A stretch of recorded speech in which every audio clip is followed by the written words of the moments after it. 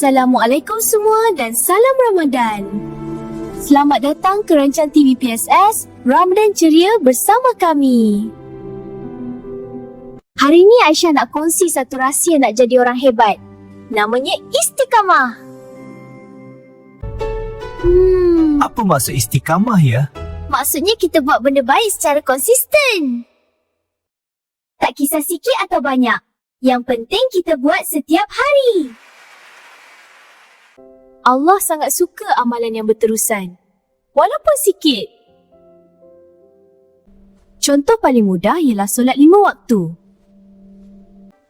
Kita jaga solat setiap hari. Bukan masa nak exam je baru rajin. Contoh lain ialah baca Al-Quran.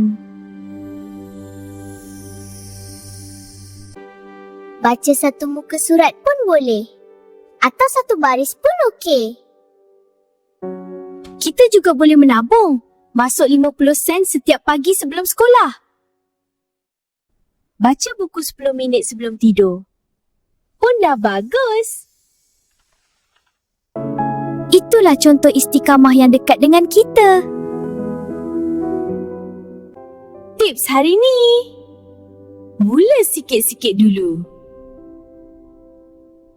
Jangan paksa diri buat benda susah terus. Biar sikit janji jalan.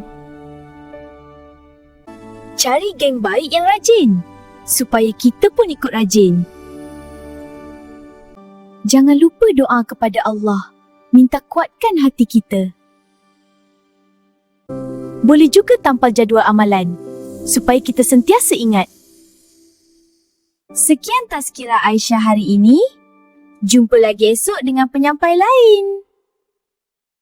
Ini TV PSS Sehati, SK Sacred Heart Melaka.